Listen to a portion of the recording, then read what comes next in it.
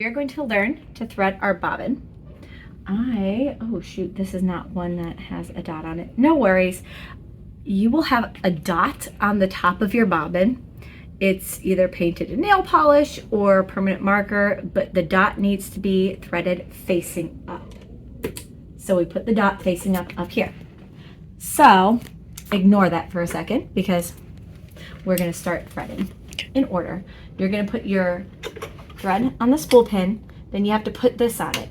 If you don't put this on it, your thread is going to fly off into outer space. So this needs to be here. Notice on the top of the sewing machine, it tells you exactly how to thread the sewing machine. Here, it tells you that your thread is just going to go around the spindle, the bobbin spindle that we talked about. So we're just going to take it and put it around like that. Then we are going to take this, look at this picture up close. This is a great picture. It's telling you that it's going to come from the very center of the bobbin, so the center of the bobbin into the hole above it.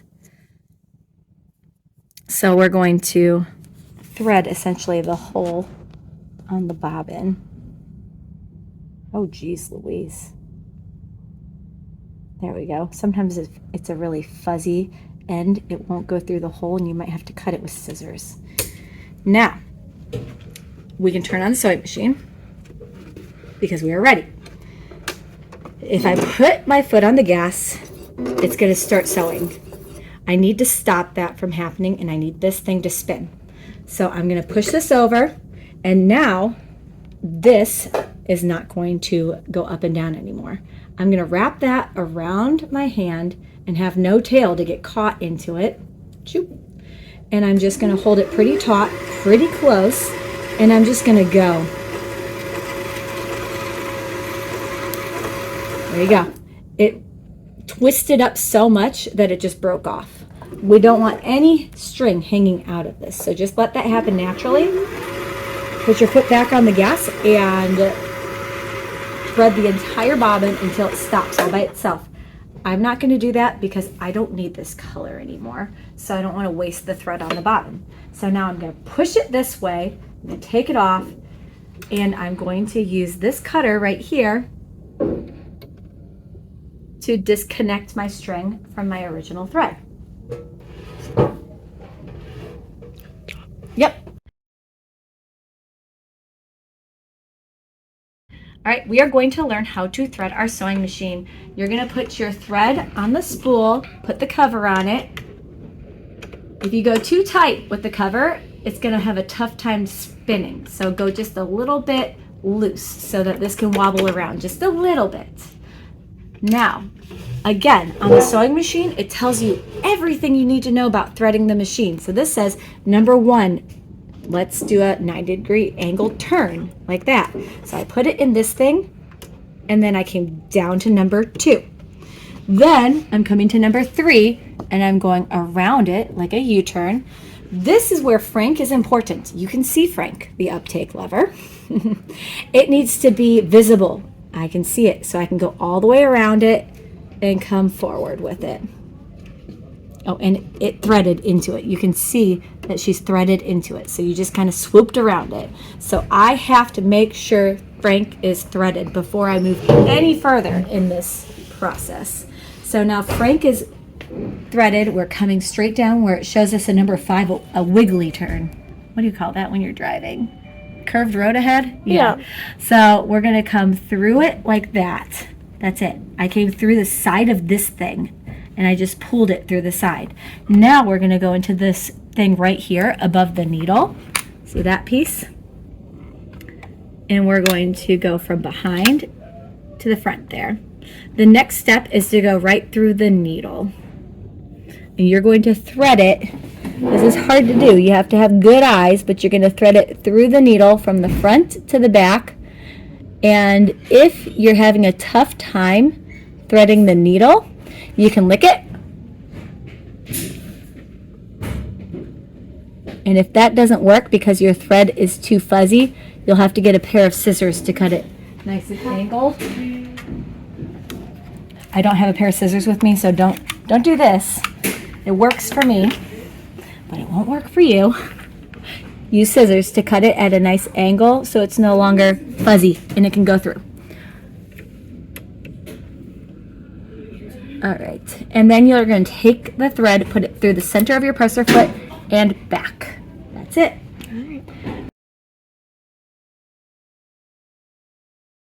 Pretend we have a dot here. It doesn't have a dot on it, but it should.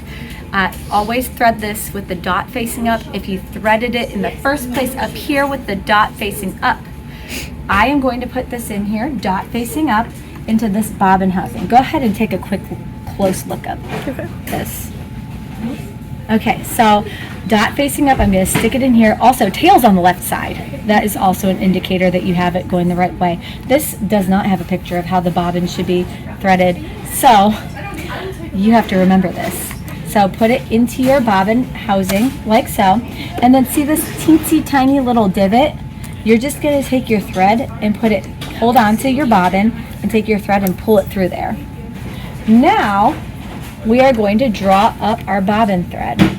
Hold on to your upper thread. Use the hand wheel to go down into your machine and back up, making Frank come all the way to the top. You're twisting the wheel towards yourself, always, never away from yourself because you'll break it. Pretend these are scissors. You're going to take your scissors while still holding this nice and taut. You're going to pass it underneath the presser foot because that draws the bobbin thread up. Now you can put the case cover back on. Your threads go behind you and you're ready to sew. Or I guess behind the presser foot, but you know. You're going to start by learning how to sew straight lines. This method of sewing translates with thread and without thread. So junior high will be starting without thread, so pretend I don't have thread here as you are sewing. My goal is to stay on the line with the needle. So I want to put it down the very center of the presser foot underneath the needle. You can tell that you're in the right spot if you're right in the very center of the presser foot, and if you put your needle down, it should land on the line.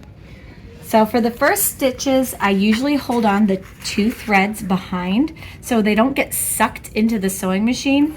These new sewing machines don't seem to be sucking the thread in to the machine. So use your own judgment to decide whether or not you need to hold on to the strings. So I am going to just try to keep the paper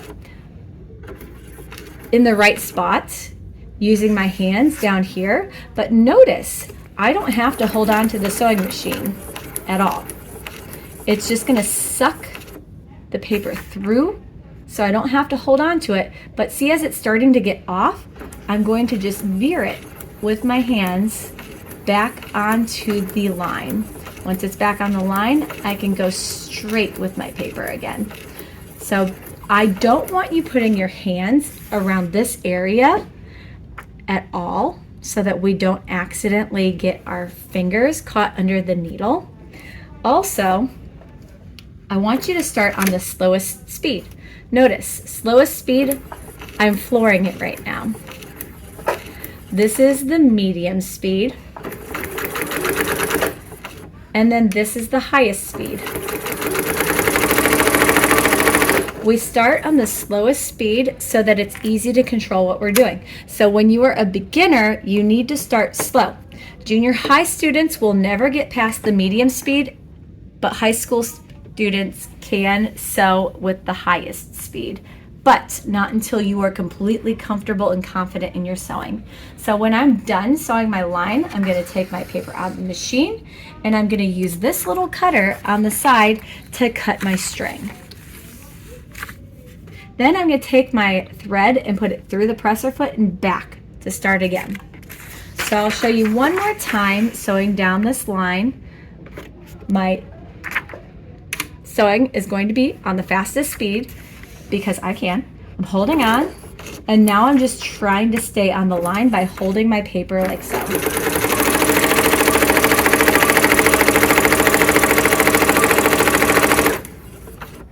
When you're done, take your fabric or thread or paper out and cut it.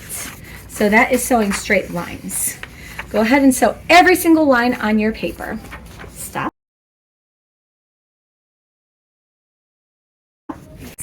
Our line, we're going to sew straight lines just like we did with straight lines. So start out the same way, stay on your line. When you get to the corner, we're going to do something special. So let's take a look at what that something special is. Again, you're going to be on a slow or medium speed depending on how comfortable you are with sewing with the machine. Place your line underneath the center of the presser foot. Hold on if you need to. And we're going to go all the way to almost the end.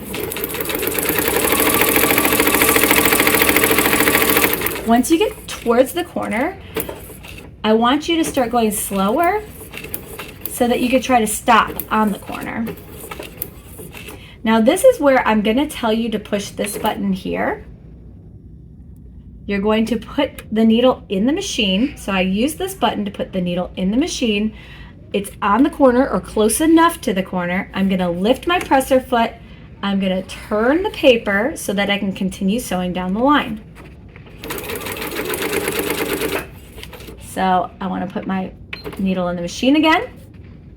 Notice I wasn't perfectly on the line, not the end of the world. When we sew, we're guiding to an arbitrary marking on the sewing machine. So if we're close enough, that is okay. If you're crazy off, that is a problem. So now I can pivot and veer back to my straight line. So we'll do a few pivots here just to get comfortable with it. Oh goodness, there we go. Now leave the needle in, turn your paper, put your presser foot down.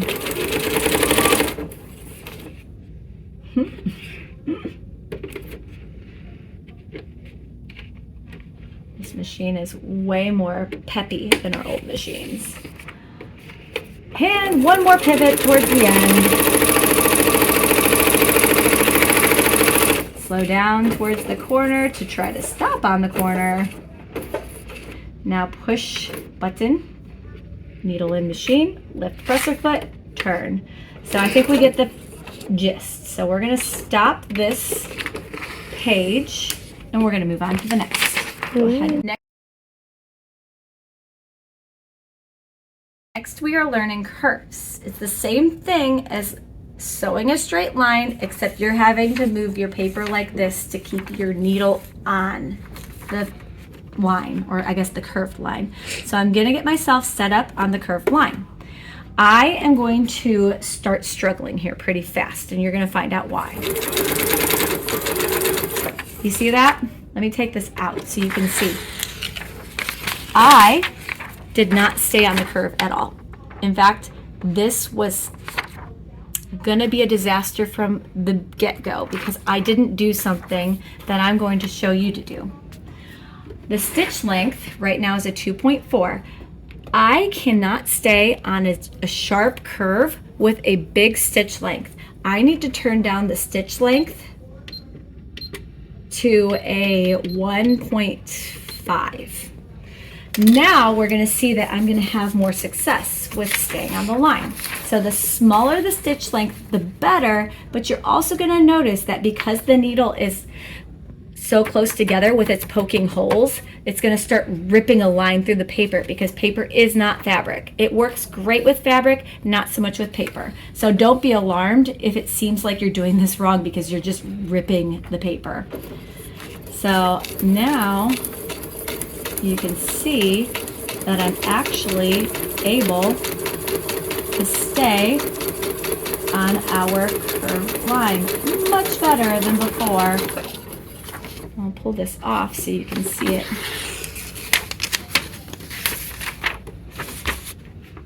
Much better. So it's easier to stay on the line or I guess on the curve. And I didn't tear myself a hole.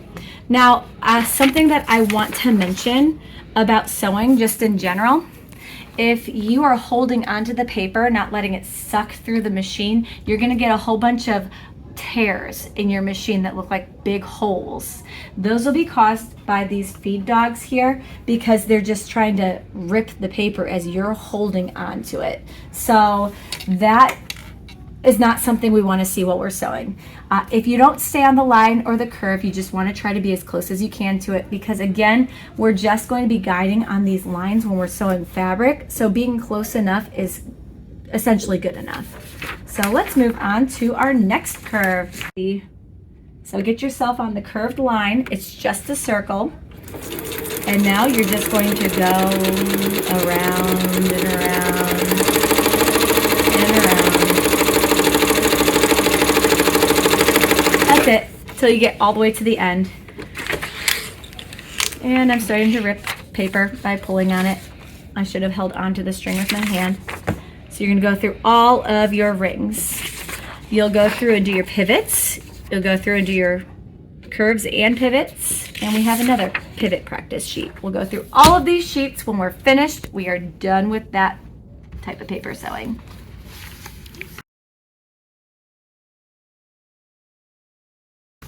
We are going to learn how to guide. No more lines. See, blank piece of paper. I want you to use the sewing machine's measurements on the throat plate or the needle plate to guide to. So I don't know if you can see this. This line that's the first one to the right of the presser foot, it says 3/8. This is the line that we are going to use if I tell you a 1/2 inch seam allowance or a 3/8 inch seam allowance. This is what I'm referring to. So we are going to try to guide our paper to this line as we're sewing. So keep nice and close so you can see this. I want to start at the very edge of my paper as I'm sewing down my seam.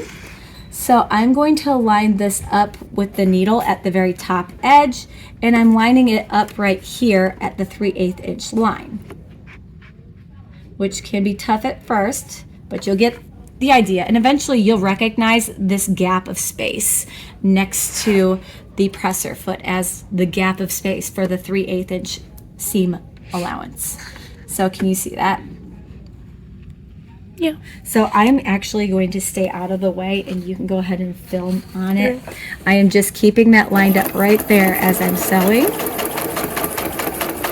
Trying to stay on that 3/8 inch line. I might be veering off kind of because I'm looking at this at an angle. But notice I'm trying to keep it right next to this line the whole time. If you find yourself right next to the presser foot, I am okay with that. So you'll go all the way down your seam and you'll do the entire length of this paper edge. So now we've made it to the end. We're going to stop. We're going to take our paper out. We're going to cut our string. And now I'm going to teach you how to backstitch. So I want you to at least do one seam allowance of the 3/8 inch seam allowance. And then I want you to start backstitching. Notice that it's the same distance all the way. We have two parallel lines, this edge of the paper and this sewing line. That's what I want to see. Be consistent with your seam allowance. So now you don't necessarily need to see it at this angle, and I'm going to go fast here, but to start out with, we're going to put this at our 3/8 inch seam allowance. We're going to go a few stitches forward and then a few stitches backwards. And now we're going to go all the way down the paper. And then we're going to get to the end. And then we're going to push the U-turn button to backstitch. And that's it. That's backstitching. The point of backstitching is to not lose your stitching. So if I take this line that has not been backstitched and I pull on it, it's going to start, oh well, I can't actually use that as an example because it's knotted underneath. It's starting to come out when you pull on it, which didn't really work. Anyways, it's a terrible example because it didn't do what I was wanting it to do. If I pull on my thread, it should start coming out, but there's a really big knot there, so that's why it's not. Anyways, it keeps your seams together and not falling apart, essentially, is what we're trying to say. We can stop this.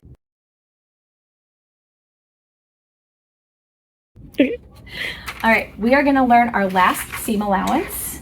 This is our 5/8 inch seam allowance. Notice right here, is our 5/8 inch seam allowance. This is the most important seam allowance to use when you are sewing on a standardized pattern, like a pattern that you buy from the fabric store. Hobby Lobby would be our best example. Sometimes Walmart has patterns. So your standard seam allowance is what you're gonna use always. You just assume that you're gonna use your 5/8 inch seam allowance on a standard pattern unless it tells you to use a different seam allowance. So just assume 5/8. So we need to learn 5/8 because it's that important. That being said, all the projects that we make in my class, I tell you to use a different seam allowance. I generally go with the 1/2 inch, 3/8 inch seam allowance for the high school projects. And actually we use the 5/8 and the 1/2 inch, 3/8 seam allowance for junior high. So we're gonna now practice. So pretend we did all 4 of these sides with the 1/4 inch seam allowance, and this is a brand new piece of paper. We're going to now line ourselves up with this 5/8 inch seam allowance. And you can see we have 5/8 here all the way down. So you get to line the paper up nice and easy with this sewing machine. I can line it up here at the top edge, and then I can line it up right here on this side. Yes, we're going to back stitch again, so start a few forward, push the button, go a few backwards, now go all the way down the seam allowance, guiding at 5/8. I'm purposely trying to keep my paper right next to this 5/8 inch line. It's actually, to be completely honest, easier to sew to the 5/8 inch seam allowance line. Oh, geez.